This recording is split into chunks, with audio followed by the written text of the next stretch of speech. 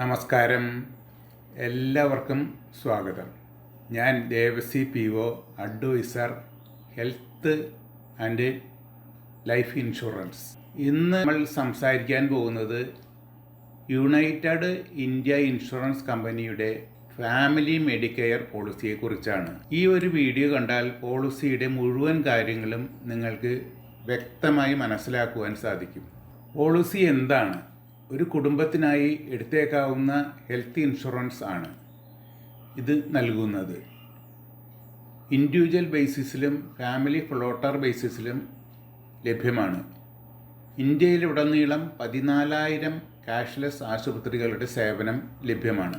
ആർക്കെല്ലാം ഈ പോളിസിയിൽ ചേരാം? ഇപ്പോൾ പോളിസിയിൽ ഉൾപ്പെടുത്താൻ പറ്റുന്നവർ സ്വന്തമായോ വൈഫിൻ്റെ പേരിലോ ഹസ്ബൻഡിൻ്റെ പേരിലോ നമ്മളെ ആശ്രയിക്കുന്ന കുട്ടികളുടെ പേരിലോ നമ്മളെ ആശ്രയിക്കുന്ന പാരൻസിൻ്റെ പേരിലോ ചേരാവുന്നതാണ്. കുട്ടികൾ 91 ദിവസം മുതൽ 26 വയസ്സ് വരെ ഇതിനകത്ത് ചേർക്കും. അതായത് കുട്ടികൾ നമ്മളെ ആശ്രയിച്ച് ജീവിക്കുന്നവരായിരിക്കണം. ഇപ്പോൾ കുട്ടികൾക്ക് 22 വയസ്സായി, ജോലിയുണ്ട്, നമ്മളെ ആശ്രയിക്കുന്നില്ലെങ്കിൽ അവർ ഇൻഡിപെൻഡൻ്റ് ആയിട്ട് തന്നെ മാറ്റേണ്ടി വരും. ഈ പോളിസിയിൽ 60 വയസ്സ് വരെ മാത്രമേ ചേരാൻ സാധിക്കുകയുള്ളൂ. അത് പോളിസി റിന്യൂവൽ ചെയ്യാൻ മാത്രമേ സാധിക്കുകയുള്ളൂ.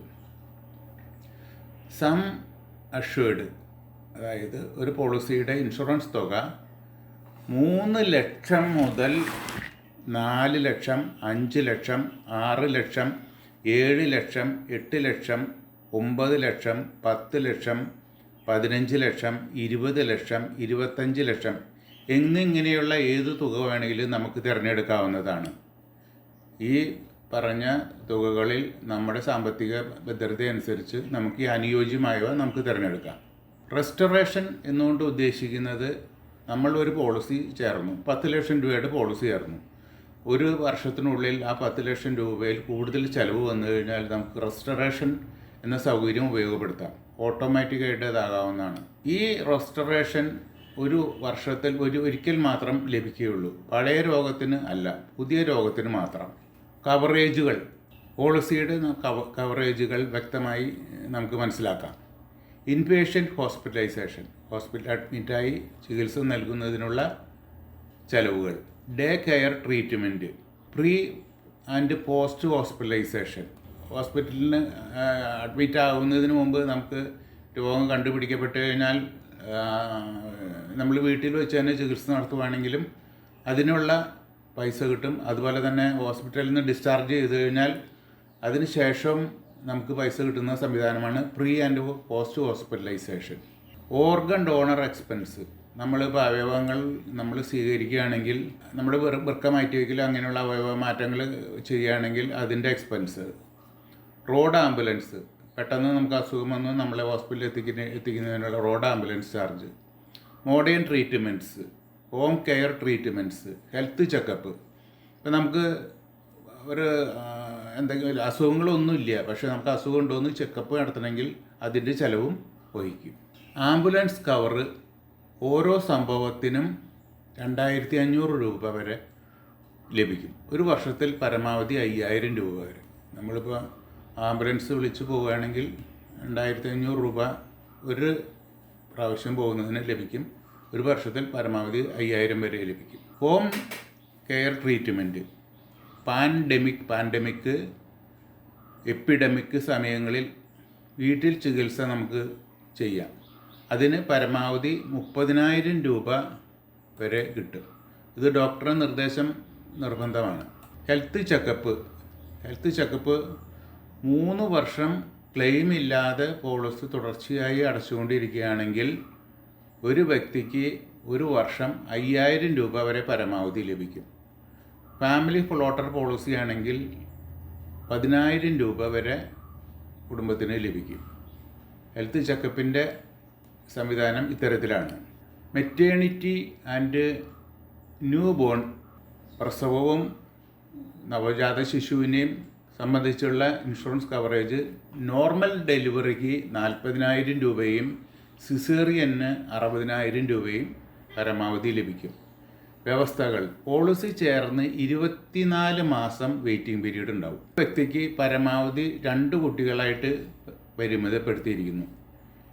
ലൈഫ് ടൈം മാക്സിമം 2 ഡെലിവറിക്ക്, അതായത് ഒരു ജീവിതത്തിൽ 2 ഡെലിവറിക്ക് ഈ ആനുകൂല്യം കിട്ടുകയുള്ളൂ. കുഞ്ഞിന് ജനിച്ച ദിവസം മുതൽ 90 ദിവസം വരെ ഇൻഷുറൻസ് കവറേജ് ഉണ്ടായിരിക്കും.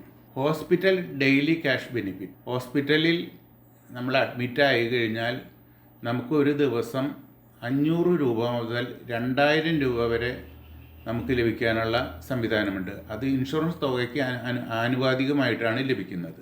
നിലവിലുള്ള രോഗങ്ങൾക്ക് 36 മാസം വരെ വെയിറ്റിംഗ് പീരീഡ് ഉണ്ടായിരിക്കും.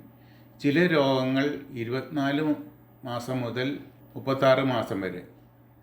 ആക്സിഡൻറ്റ് ക്ലെയിമുകൾക്ക് വെയിറ്റിംഗ് പീരീഡ് ബാധകമല്ല.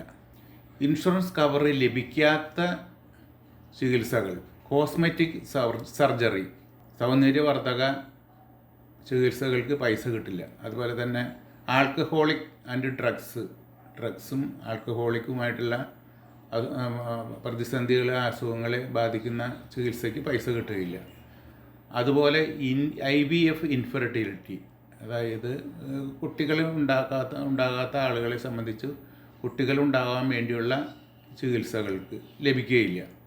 OPD, dental, HIV AIDS, dental അതായത് ദന്ത ചികിത്സയ്ക്ക് ഇൻഷുറൻസ് സംരക്ഷണം ലഭിക്കുകയില്ല.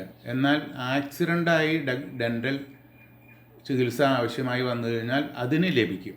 അതുപോലെ HIV ബാധിതർക്കും ഇൻഷുറൻസ് കവറേജ് ലഭിക്കുകയില്ല. അതുപോലെ തന്നെ എയ്ഡ്സ് ബാധിതർക്കും ഇൻഷുറൻസ് സംരക്ഷണം ലഭിക്കുകയില്ല. ആ രോഗവുമായി ബന്ധപ്പെട്ട ചികിത്സയ്ക്ക് ഇൻഷുറൻസ് സംരക്ഷണം ലഭിക്കുകയില്ല. Cashless facility. നെറ്റ്വർക്ക് ഹോസ്പിറ്റലുകളിൽ മാത്രം ചികിത്സിച്ചാലേ ക്യാഷ്ലെസ് ഫെസിലിറ്റി നമുക്ക് ലഭിക്കുകയുള്ളൂ. നമ്മൾ ഇൻഷുറൻസ് കമ്പനിയിൽ നിന്ന് ലഭിക്കുന്ന ഇൻഷുറൻസ് കാർഡ് നമ്മൾ കാണിക്കേണ്ടി വരും. അതുപോലെ തന്നെ ഇൻഷുറൻസ് പോളിസിയുടെ ഒരു കോപ്പിയും കാണിക്കുന്നത് നല്ലതാണ്. പ്രീ ഓതറൈസേഷൻ ആവശ്യമാണ്. അതായത് നമ്മൾ ഹോസ്പിറ്റലിൽ അഡ്മിറ്റായ ഉടൻ തന്നെ ഹോസ്പിറ്റലിൽ അറിയിച്ച് അവർ ഈ TPA, തേർഡ് പാർട്ടി ഏജൻസീസിനെ അറിയിക്കേണ്ടത് അത്യാവശ്യമാണ്. അത് നമ്മൾ ഹോസ്പിറ്റലിൽ അഡ്മിറ്റായി കഴിഞ്ഞാൽ ഉടൻ തന്നെ ഹോസ്പിറ്റലിൽ പറഞ്ഞു കഴിഞ്ഞാൽ അവരറിയിക്കും. പക്ഷേ നമ്മളത് മുൻകൈ എടുത്ത് ആ സെക്ഷനിൽ പറഞ്ഞ് നമ്മൾ അവരെ അറിയിക്കേണ്ട ഉത്തരവാദിത്വം നമുക്കാണ്. അപ്പോൾ അത് നമ്മൾ ചെയ്തു കഴിഞ്ഞാൽ നമുക്ക് ക്യാഷ്ലെസ് സൗകര്യം കിട്ടുകയുള്ളൂ. റീഇംബേഴ്സ്മെൻറ്റ്. നമ്മൾ ക്യാഷ്ലെസ് ഫെസിലിറ്റീസ് നമ്മൾ ഉപയോഗപ്പെടുത്തുന്നില്ലെങ്കിൽ നമുക്ക് ഈ ബില്ലും അതുപോലെയുള്ള ചികിത്സയുടെ രേഖകളും കൊടുത്ത് നമുക്ക് പൈസ വാങ്ങിക്കാം. പക്ഷെ അത് 30 ദിവസത്തിനുള്ളിൽ നമ്മൾ സബ്മിറ്റ് ചെയ്തിരിക്കണം. ചികിത്സ കഴിഞ്ഞ് 30 ദിവസത്തിനുള്ളിൽ നമ്മൾ സബ്മിറ്റ് ചെയ്തിരിക്കണം, എന്നാലേ പൈസ കിട്ടുകയുള്ളൂ. പോളിസി പുതുക്കുന്നത്. പോളിസി നമ്മൾ ചേർന്ന് കഴിഞ്ഞാൽ നമ്മുടെ മരണം വരെ നമുക്ക് പുതുക്കിക്കൊണ്ടിരിക്കാം, ഒരു ബുദ്ധിമുട്ടുമില്ല. അതുപോലെ തന്നെ നമ്മൾ ഈ പോളിസി പോർട്ട് ചെയ്യുന്നതിന്, ഈ പോളിസി വേറൊരു ഇൻഷുറൻസ് കമ്പനിയിലേക്ക് നമ്മൾ മാറ്റണമെങ്കിൽ നമുക്ക് അത് 45 ദിവസം മുതൽ നമ്മൾ കമ്പനിയെ അറിയിച്ച് അതിനുള്ള അപേക്ഷ കൊടുത്ത് കാര്യങ്ങൾ ചെയ്യേണ്ടി വരും. അതിനുള്ള സൗകര്യം ഉണ്ട്. അത് 45 ദിവസത്തിന് മുൻപേ കൊടുക്കണം. അതുപോലെ തന്നെ വേറൊരു ഇൻഷുറൻസ് കമ്പനിയിൽ നിന്ന് നമുക്ക് ഈ യുണൈറ്റഡിൻ്റെ ഇൻഷുറൻസ് കമ്പനിയിലേക്ക് പോളിസി പോർട്ട് ചെയ്ത് വരണമെങ്കിലും 45 ദിവസം അപേക്ഷ കൊടുത്ത് അതിനുള്ള ക്രമീകരണങ്ങൾ ചെയ്യണം. ഫാമിലി മെഡിക്കെയർ പോളിസി ഒരു കംപ്ലീറ്റ് ഫാമിലി ഹെൽത്ത് പ്രൊട്ടക്ഷൻ പ്ലാനാണ്. നിങ്ങൾക്ക് വേണമെങ്കിൽ പ്രീമിയം കാൽക്കുലേഷൻസും അതുപോലെ തന്നെ ഡീറ്റെയിൽ ആയിട്ടുള്ള വിവരങ്ങളും പോളിസി വാങ്ങണമെങ്കിലും എന്നെ ബന്ധപ്പെടുക. Devasi PO, insurance advisor, mobile 94 46 21 50 19. Email licdevasi@gmail.com. YouTube LIC Devasi. WhatsApp channel LIC Devasi. Okay, thank you. നമസ്കാരം. ഫാമിലി മെഡിക്കെയർ പോളിസിയെക്കുറിച്ചിട്ടുള്ള സംശയ നിവാരണത്തിലേക്ക് സ്വാഗതം. ഈ പോളിസി സീനിയർ സിറ്റിസണിന് എടുക്കാമോ? 60 വയസ്സിന് ശേഷം പുതിയ പോളിസി അനുവദിക്കില്ല. പക്ഷേ മുൻപ് എടുത്ത പോളിസി പുതുക്കിക്കൊണ്ടിരിക്കുക. അത് മരണം വരെ നമുക്ക് പുതുക്കാവുന്നതേ ഉള്ളൂ. നിലവിലുള്ള രോഗങ്ങൾക്ക് ക്ലെയിം കിട്ടുമോ? കിട്ടും. പക്ഷേ 36 മാസം വെയിറ്റിംഗ് പീരീഡ് കഴിഞ്ഞാൽ മാത്രം. ആക്സിഡൻ്റൽ കേസുകൾക്ക് വെയിറ്റിംഗ് പീരീഡ് ഉണ്ടോ? ഇല്ല. ആക്സിഡൻ്റൽ ക്ലെയിമുകൾക്ക് തത്സമയം തന്നെ ഇൻഷുറൻസ് കവറേജ് ലഭിക്കും. കോവിഡ് പാൻഡമിക് കവർ ഉണ്ട്. Hospitalisation and home care treatment രണ്ടും കവറേജിൽ വരും. ഡെലിവറി കവർ എല്ലാവർക്കും ഉണ്ടോ? ഇല്ല. ഇത് ഓപ്ഷണൽ കവർ ആണ്. 24 മാസം വെയിറ്റിംഗ് പീരീഡ് ഉണ്ട്. ക്യാഷ്ലെസ് ഹോസ്പിറ്റൽ എങ്ങനെ കണ്ടെത്താം? കമ്പനി നെറ്റ്വർക്ക് ഹോസ്പിറ്റൽ ലിസ്റ്റ് വഴി അല്ലെങ്കിൽ അഡ്വൈസറിനെ വിളിച്ചാൽ മതി. ക്ലെയിം റിജക്റ്റ് ആവാനുള്ള പ്രധാന കാരണം എന്ത്? ഡിസീസസ് ഡിസ്ക്ലോസ് ചെയ്യാതിരിക്കുക, വെയിറ്റിംഗ് പീരീഡ് ഇഗ്നോർ ചെയ്യുക, നോൺ മെഡിക്കൽ ബിൽസ് സബ്മിറ്റ്. അതായത് നമുക്ക് അസുഖങ്ങൾ ഉണ്ടായ കാര്യം നമ്മൾ മറച്ചു വെച്ച് ഇൻഷുറൻസ് ചേരുകയും അത് കഴിഞ്ഞ് നമുക്ക് അസുഖം വരുമ്പോൾ അത് ഡയഗ്നോസ് ചെയ്ത് കണ്ടുപിടിക്കുകയും ചെയ്തു കഴിഞ്ഞാൽ നമുക്ക് ഇൻഷുറൻസ് സംരക്ഷണം ലഭിക്കുകയില്ല. അതായത് നമുക്ക് ഇപ്പം ഈ വളരെ എളുപ്പത്തിൽ നമുക്ക് മനസ്സിലാക്കാവുന്ന കാര്യമാണ്. നമ്മൾ ഇൻഷുറൻസ് ചേരുമ്പോൾ നമ്മൾ ആരും ഇതിനെപ്പറ്റി ചിലർ പറഞ്ഞു എന്ന് വരില്ല. പക്ഷേ നമ്മൾ ഹോസ്പിറ്റലിൽ ചെന്ന് കഴിയുമ്പോൾ ട്രീറ്റ്മെൻറ്റ് അസുഖം വരുമ്പോൾ ഡോക്ടറുടെ എല്ലാ കാര്യവും തുറന്ന് പറയും, അല്ലാതെ ചികിത്സിക്കാൻ പറ്റില്ലല്ലോ. അപ്പോൾ എല്ലാ കാര്യവും തുറന്ന് പറയുമ്പോൾ അതെല്ലാം അവിടെ റെക്കോർഡാവും. ആ റെക്കോർഡ് ആണ് ഇൻഷുറൻസ് കമ്പനിയിലേക്ക് പോവുക. അപ്പോൾ ആ രോഗത്തിൻ്റെ എല്ലാ കാര്യങ്ങളും അവർക്ക് കിട്ടി. അപ്പോൾ ഇത് മുൻകാല പ്രാബല്യമുള്ളതാണെന്ന് ഇപ്പോൾ പെട്ടെന്നുണ്ടായതല്ല എന്നുള്ളത് മനസ്സിലാക്കുകയും ഇൻഷുറൻസ് സംരക്ഷണം നമുക്ക് ലഭിക്കുകയുമില്ല, പൈസ നമുക്ക് തരികയും ചെയ്യില്ല.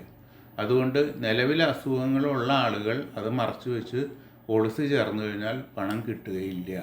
വെയിറ്റിംഗ് പീരീഡ് ഇഗ്നോർ ചെയ്യുക.